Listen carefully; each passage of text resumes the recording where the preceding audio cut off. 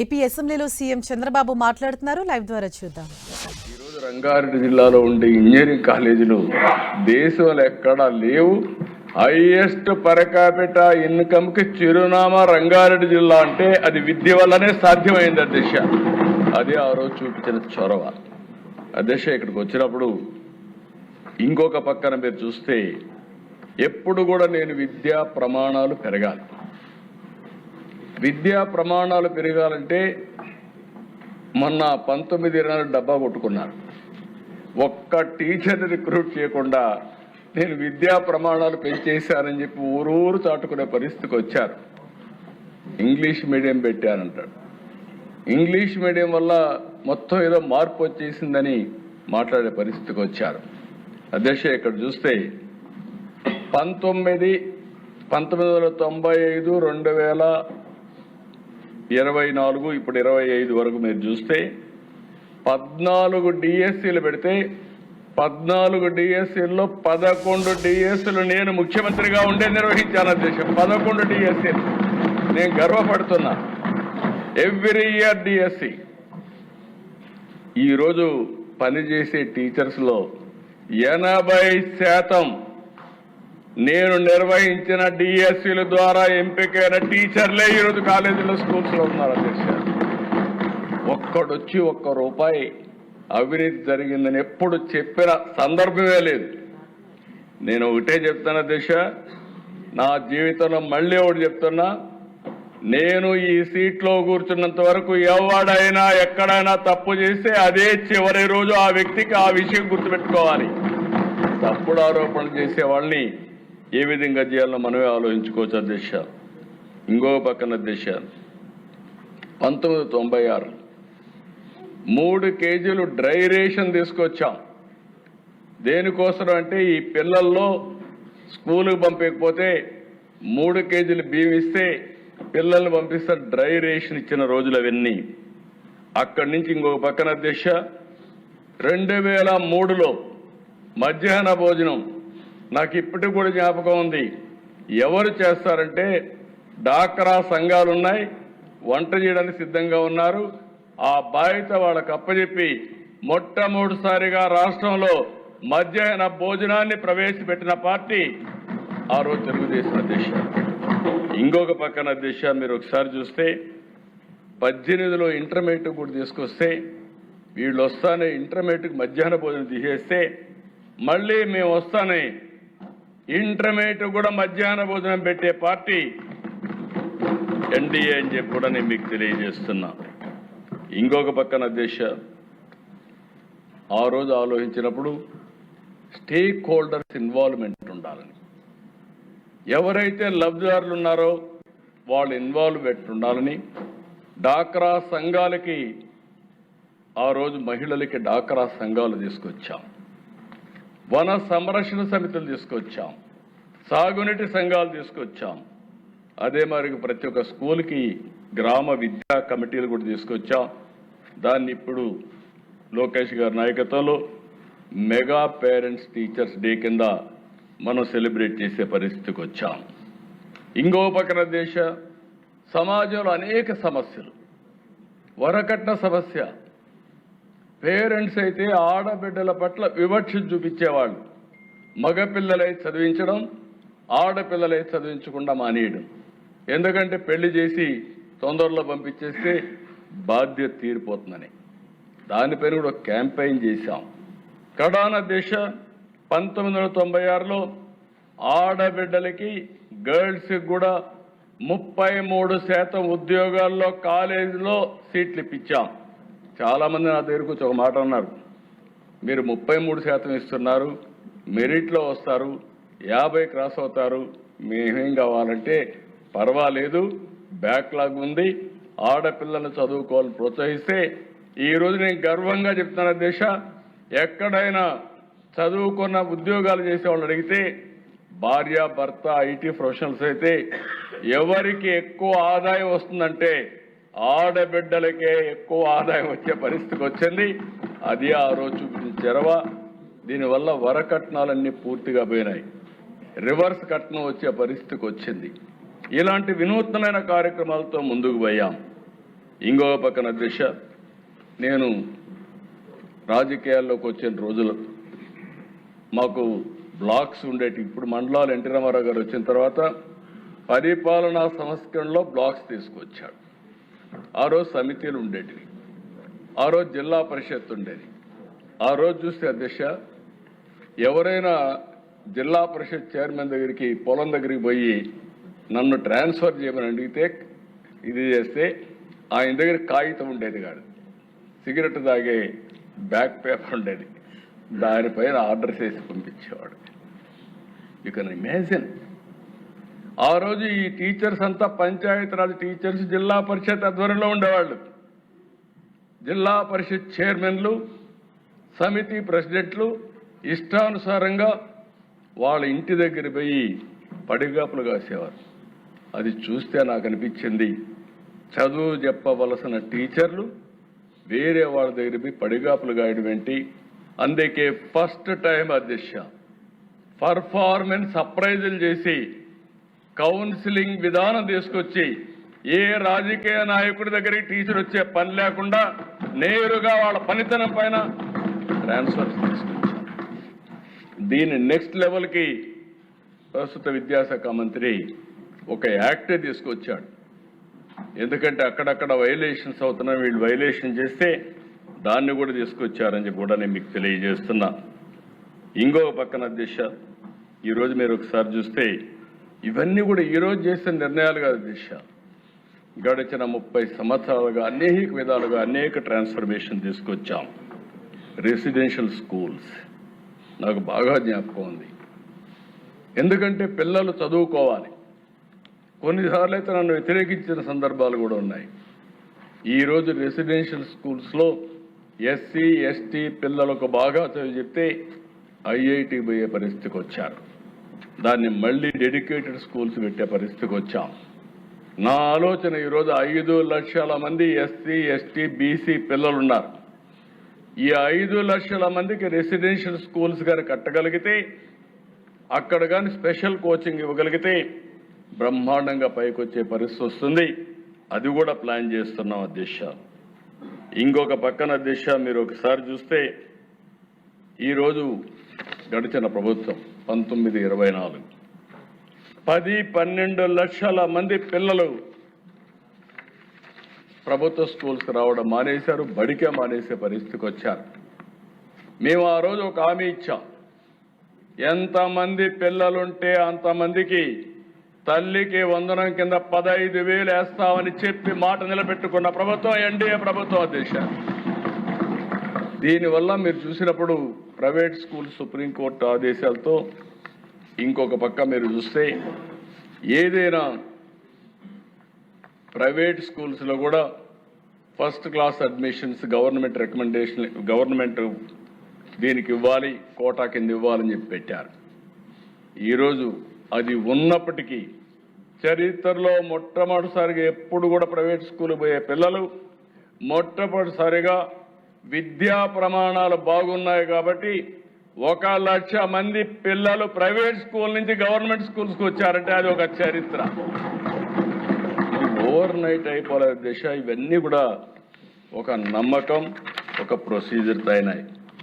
ఇక్కడికి వస్తే దిశ ఈరోజు డిఎస్సి నేను ఒకటే చెప్తున్నా, మాట్లాడే వ్యక్తులకి మీకైనా విశ్వసనీయత ఉండాలి, మీరు చెప్పే విషయాలకైనా సమాచారం ఉండాలి, వాస్తవం ఉండాలి. ట్రూత్ లేకుండా ఏదో గుడ్డ కాల్చి వేరే వాళ్ళపైన వేస్తానో బుర్ర జల్తానో అంటుకుంటుందనే పరిస్థితికి వచ్చారు. నేను ఎన్నికల ముందు చెప్పాను, ఊరూరులో చెప్పాను. నేను ఆ రోజు చెప్పిన మాట మీరు ఆలోచిస్తే అధ్యక్ష, 5 ఏళ్లుగా ఒక టీచర్ని ఇవ్వలేదు. మీరందరూ ప్రిపేర్ అయ్యారు, చాలా నష్టపోయారు. అందుకే ఆనాటి ఎడ్యుకేషన్ మినిస్టర్ నా దగ్గరకు వచ్చి చెప్పినప్పుడు నా పాదయాత్రలో కూడా ఇవన్నీ చూశాను. నాకు బాధ ఉందంటే ఆ రోజు ఆయన్ని అడిగి ఎంతమంది ఉన్నారో ఎక్సర్సైజ్ చేయమన్నా.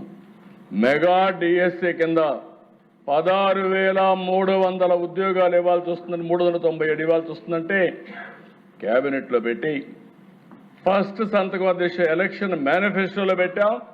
నేను పవన్ కళ్యాణ్ గారు అదే మరిగా బీజేపీ ముగ్గురం కలిసి ఎలక్షన్ మేనిఫెస్టో కూడా రిలీజ్ చేసి చెప్పిన మాట ప్రకారం మొదటి సంతకం పెట్టింది మెగా డిఎస్సి పైన పెట్టాను. పెట్టడమే కాదు, నేను టైం చెప్పాను. ఇది విశ్వసనీయతకు సంబంధించిన విషయం, ఇమ్మీడియట్గా చేయమని. మొత్తం ఉద్యోగాల దిశ 16,347, వచ్చిన అప్లికేషన్లు 3,36,300, 13 జిల్లాల్లో. ఫస్ట్ టైం చరిత్రలో 148 రోజుల్లో టోటల్ ప్రాసెస్ పూర్తి చేసే పరిస్థితికి వచ్చారు. ఇందులో కూడా మీరు చూసే దిశ, ఈరోజు మనం మొత్తం ఇవన్నీ కూడా మీరు చూసినప్పుడు టెస్టులు కూడా ఆ ప్రాసెస్ అంతా కూడా ఇప్పుడే మినిస్టర్ గారే చూపించారు కాబట్టి నేను ఆ డీటెయిల్స్ పోవడం లేదు. ఎవ్రీ ప్రొసీజర్ ట్రాన్స్పరెంట్గా, ఎక్కడ ఎలాంటి అవకతవకలకు స్కోప్ లేకుండా చాలా చెక్స్ అండ్ బ్యాలెన్సెస్ పెట్టి పర్ఫెక్ట్గా చేశారు అధ్యక్ష. 48 రోజుల్లో మీరు చూస్తే TET notification, DSC notification, district and management wise web based online application, question paper settings, TCS iON secure testing platform, conduct of examinations, declaration of scores, zone of consideration certification verification, horizontal and vertical reservations, grievance redressal mechanism, final selection and appointments, court cases. ఇవన్నీ కూడా మీరు ఒకసారి చూస్తే ఫైనల్గా మీరు చూసే selection process అన్నీ చేసి మళ్ళీ ఏమాత్రం అశ్రద్ధ ఉండకూడదని నేరుగా ఈ సెలెక్ట్ అయిన అందరినీ అమరావతికి పిలిచి వాళ్ళందరి యొక్క విషయాలు తెలుసుకొని వాళ్ళ కుటుంబ సభ్యులతో సహా ఆ రోజు సన్మానం చేసి పంపించి ఒక నమ్మకాన్ని కలిగించిన ప్రభుత్వం ఈ ఎన్డీఏ ప్రభుత్వం అని చెప్పి కూడా నేను మీకు తెలియజేస్తున్నాను అధ్యక్ష. ఈ ప్రాసెస్లో కూడా మీరు చూస్తే అధ్యక్ష, క్వశ్చన్ పేపర్ ఒక్క సెట్టింగ్ చెప్తాను. 89 టెస్ట్ సెషన్స్, 13 సబ్జెక్టులు, 67 టైప్ ఆఫ్ పోస్టులు, 24 రోజుల్లో 42,000 క్వశ్చన్స్ సెలెక్ట్ చేశాను. అందులో కూడా మీరు చూస్తే ఆ క్వశ్చన్ పేపర్స్ అన్ని సెలెక్ట్ చేసిన తర్వాత ఏ విధంగా పెట్టాలనో బెస్ట్ సిస్టమ్ ఎస్టాబ్లిష్ చేశారు. ప్రీ ఎగ్జామ్ కానీ, డ్యూరింగ్ ఎగ్జామ్ కానీ, పోస్ట్ ఎగ్జామ్ కానీ ఎక్కడ జీరో టాలరెన్స్ కింద, జీరో కాంప్రమైజ్ కింద ముందుకు పోయే పరిస్థితికి వచ్చారు. 154 సెంటర్లో పరీక్షలు జరిగాయి. 19 అవుట్ సైడ్ ఆంధ్రప్రదేశ్ చేసే పరిస్థితికి వచ్చారు. సిబిటి కంప్యూటర్ బేస్డ్ టెస్ట్ మోడ్లో మొత్తం కండక్ట్ చేశారు. డిక్లరేషన్ ఆఫ్ స్కోర్స్ కూడా everything online, everything is transparent అధ్యక్ష.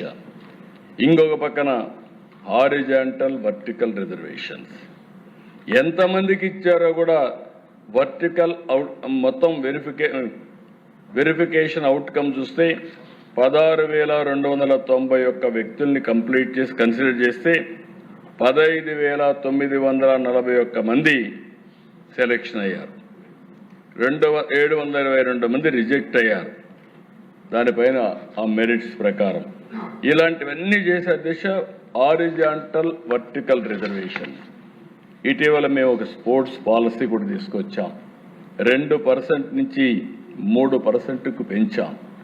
టోటల్గా మీరు చూసే దిశ 1-2 కాదు, 33,830 క్వరీస్ వచ్చాయి, సందేహాలు వచ్చాయి, ఫిర్యాదులు వచ్చాయి, అన్నిటికీ ఆన్సర్ చేశారు.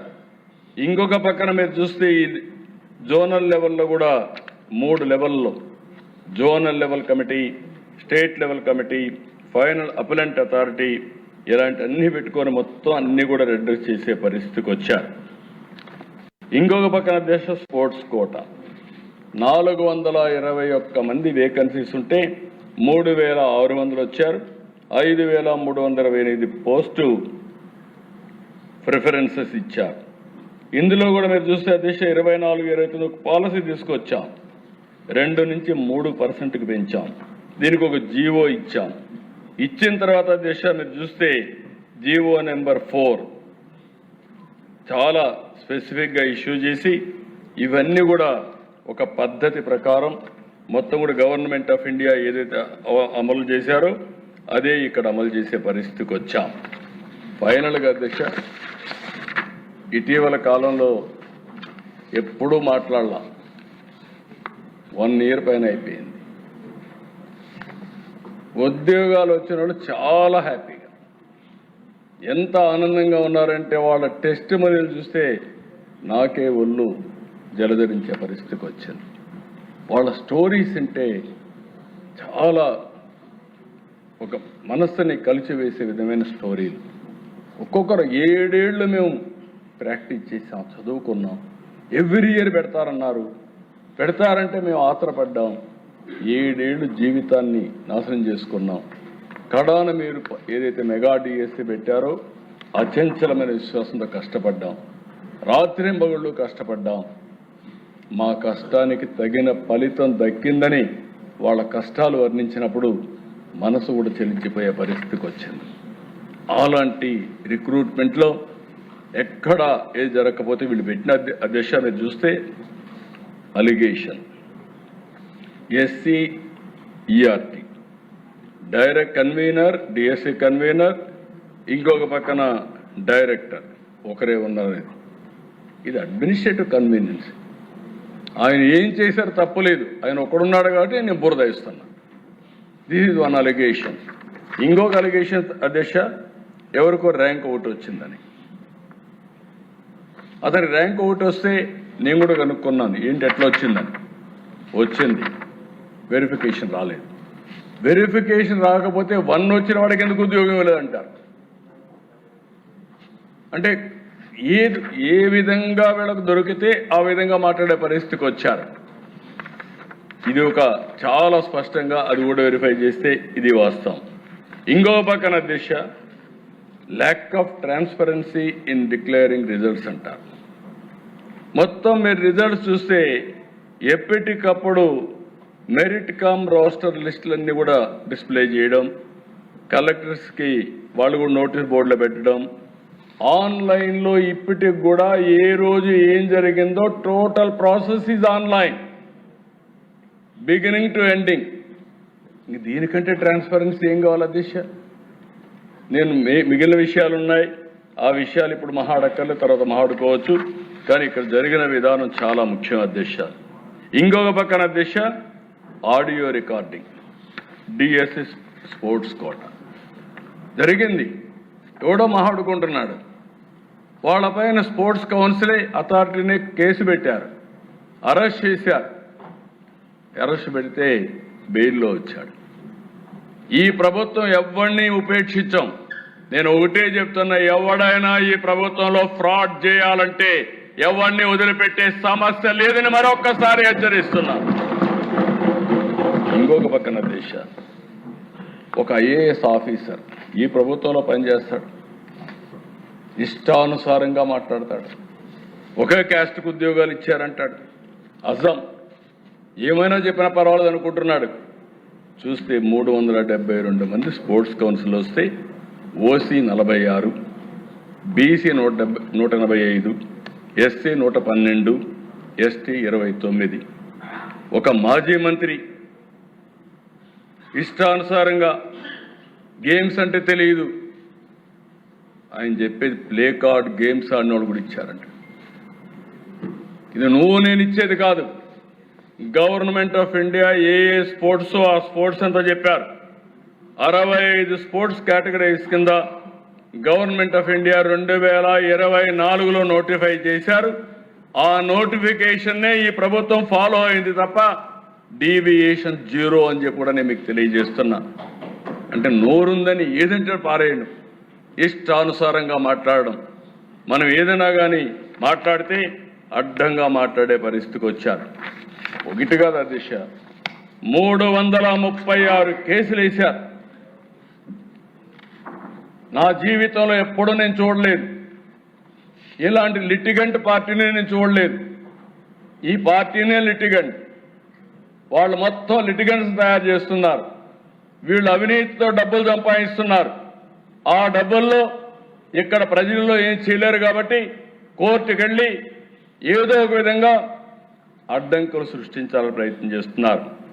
139 వేస్తే ఇవన్నింటిపైన పరిష్కారం చేసి 148 రోజుల్లో ప్రాసెస్ పూర్తి చేశారంటే నేను స్ఫూర్తిగా అభినందిస్తున్నానని చెప్పి కూడా నేను మీకు తెలియజేస్తున్నాను. ఎందుకంటే అధ్యక్ష, పని చేసే వాళ్ళని ప్రోత్సహించాలి.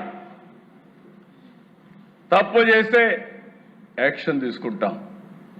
డిపార్ట్మెంట్ వీళ్ళు ఆరోపణలు చేస్తే ఆరోపణకి వాస్తవాల్ని, ట్రూత్ని విత్ సర్టిఫికెట్స్ సహా, విత్ వెరిఫికేషన్ సహా సాక్ష్యాధారాలు చెప్తే ఇంకా మాట్లాడే పరిస్థితికి ఉన్నారు.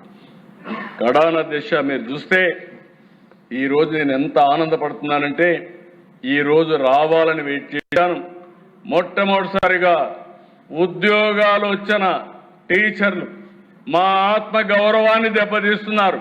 కబద్దార్, మేము కూడా రోడ్డు మీదకి వచ్చి మమ్మల్ని మేము కాపాడుకుంటామని పెద్ద ఎత్తున ముందుకొచ్చారు.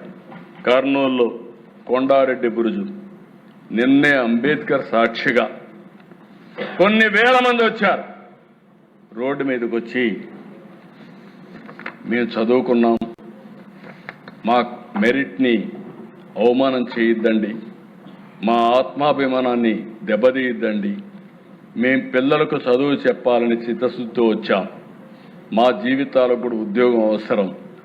అదే సమయంలో మేము పిల్లలకు చదువు చెప్పగలుగుతాం, మమ్మల్ని అవమానిస్తే, మా ప్రతిభని కించపరిస్తే రోడ్డు మీదకి వచ్చి జవాబు చెప్పే శక్తి కూడా మాకుందని మొట్టమొదటిసారిగా ఈరోజు టీచర్లు రోడ్డు మీదకి వచ్చారు. నేను అభినందిస్తున్నాను. ఇలాంటి రోజు రావాలి. ఎప్పుడైతే ఇలాంటి తప్పుడు ఆరోపణ చేసేవాళ్ళని, ఇలాంటి ప్రతిభ ఉండేవాళ్ళందరూ చెప్పగలిగితే అది కరెక్ట్ అయినటువంటి ఫిట్టింగ్ రిప్లై అధ్యక్ష. వీళ్లే కదా అధ్యక్ష, ఉద్యోగాలు రాని వాళ్ళు కూడా ఒక్కరు వెళ్తా రాలేదు. ఒరిస్సాలో ఎవరో లేబర్ని తీసుకొస్తే వాళ్ళని తీసుకొచ్చి డైలీ కూలి పెట్టి వాళ్ళతో డెమాన్స్ట్రేషన్ చేసే పరిస్థితి. ఏంటి మీ కర్మ? ఏంటి మీ పార్టీ? నాకు చాలా ఉన్నాయి ఇలాంటి చెప్పాలంటే. ఎవరు వీళ్ళు? 80 ఏళ్ళు 90 ఏళ్ళు కూర్చుంటున్నారు. కొత్త జడ్జి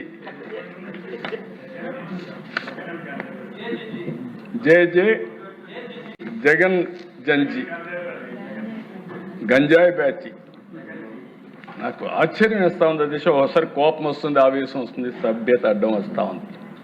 నేను ఒకటే చెప్తున్నా, ఎన్డీఏ విశ్వసనీయతను దెబ్బతీయాలంటే కబద్దార్ మీ తరం కాదు, మీ వల్ల కాదని మరొకసారి హెచ్చరిస్తున్నాను.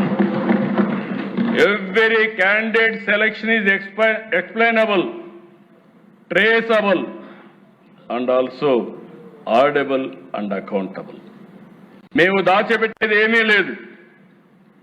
Answer key public, merit list public, selection list public. మేము పబ్లిక్ రెస్పాన్సిబుల్. కుట్రలు చేసేవారికి కాదు, కుట్రలు చేసేవారు కబద్దార్, జాగ్రత్తగా ఉండండి. ఈరోజు రోడ్డు మీదకి వచ్చారు. ఇదే కుట్రలు మీరు చేస్తే రోడ్డు మీద కూడా రారు.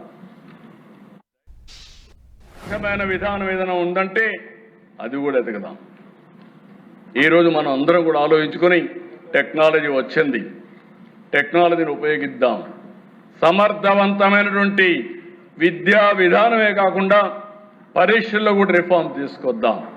పరీక్షల్లో కూడా రిఫార్మ్ తీసుకొచ్చి ఎక్కడ కూడా zero tolerance on exams leakage కానీ కండక్షన్లో కానీ. అదే సమయంలో ఒక నమ్మకాన్ని కలిగించాలి, విశ్వాసాన్ని పెంచాలి. తద్వారా మెరిట్ని ప్రమోట్ చేయాల్సిన అవసరం ఉంది. ఈ సభ ద్వారా మరి ఒక్కసారి అందరికి హామీ ఇస్తున్నా, ఎట్టి పరిస్థితిలో ఎక్కడ అవకతవకలు జరిగినా ఈ ప్రభుత్వం జీరో టాలరెన్స్. అదే సమయంలో బురద జల్లితే కూడా zero tolerance. That is our commitment. ఆ కమిట్మెంట్ ని ఎవరైనా సరే విభేదిస్తే మాత్రం జాగ్రత్తగా ఉండమంటున్నా. వీళ్ళు మాట్లాడతారు అధ్యక్ష. ఇప్పుడు వచ్చుంటే నేను చెప్పుండేవాడిని. కాగితాలన్నీ ఇచ్చి ఎండగట్టేవాడిని, పారిపోయేవాడిని. సిగ్గు లేకుండా అసెంబ్లీకి రారు, బయట పబ్జీలు ఆడుకుంటూ ఎక్కడ వీళ్ళందరూ మాట్లాడే పరిస్థితికి వస్తున్నారు. ఇది బాధ్యత కాదు. బాధ్యత కలిగిన వ్యక్తి అసెంబ్లీలో ఉండాలి. బాధ్యత కలిగిన వ్యక్తులు అసెంబ్లీకి వచ్చి మీరు డిమాండ్ చేస్తే డెఫినెట్గా మీరు చెప్పేది వాస్తవం అయితే మేము కరెక్ట్ చేసుకుంటాం. మీరు చెప్పేది వాస్తవం కాకపోతే మీరు మీ ద్వారా ప్రజలకు మీరు చెప్పేది అబద్ధమని నిలదీస్తాం. రెంట్కి లేకుండా బయట చేస్తాం, కౌన్సిల్ జరగనీయం, మేము ఇదే చేస్తామంటే ఏమి సాధ్యం కాదు. అల్టిమేట్గా ప్రజల్లో మీరు చులకన అవుతారు. చులకన కావడం కాదు, ప్రజల్ని మెచ్చి కొట్టే పరిస్థితి కూడా వస్తుంది. ఇది మంచిది కాదు ప్రజాస్వామ్యానికి. 48 ఏళ్ళుగా నేను చూశాను దిశ. నా జీవితంలో మొట్టమొదటిసారిగా ఒక రాజకీయ పార్టీ 2.5 సంవత్సరాల నుంచి అసెంబ్లీకి రాకుండా చూడడం మొట్టమొదటిసారి దిశ నా జీవితంలో. ఇది దీనికంటే ఏం కావాలో దేశం వీళ్ళకి? మళ్ళా జీతాలు తీసుకుంటున్నారు, మళ్ళా వీళ్ళకి ప్రివిలేజెస్ కావాలి బయట.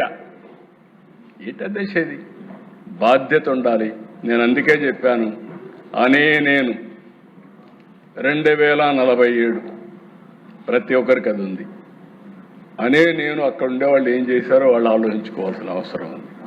కాబట్టి మళ్ళీ చెప్తున్నా, ఎక్కడా అవకతవకలు జరగలేదు, జరిగితే ఉపేక్షించే సమస్య లేదు. అదే సమయంలో భవిష్యత్తులో ఇంకా మెరుగైన ఆలోచనలు ఉంటే ఎవరిచ్చినా సరే అవి కూడా తీసుకుంటాం. ఇంకా పగడ్బందీగా భవిష్యత్తులో పరీక్షలు కండక్ట్ చేయడానికి ఈ ప్రభుత్వం సిద్ధంగా ఉన్నామని మరొక్కసారి తెలియజేసుకుంటూ, ఈ విషయాన్ని చదివించే తల్లిదండ్రులు అర్థం చేసుకోవాల్సి కోరుతున్నా. మభ్యపెట్టి మీలో అనుమానాలు క్రియేట్ చేసి అదే మరి ఏదో అడ్డదారులకు వెళ్తే ఏదో ఉద్యోగాలు వస్తాయని మోసాలు చేసే పరిస్థితి కూడా వస్తున్నారు.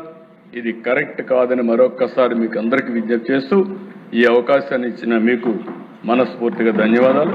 Thank you.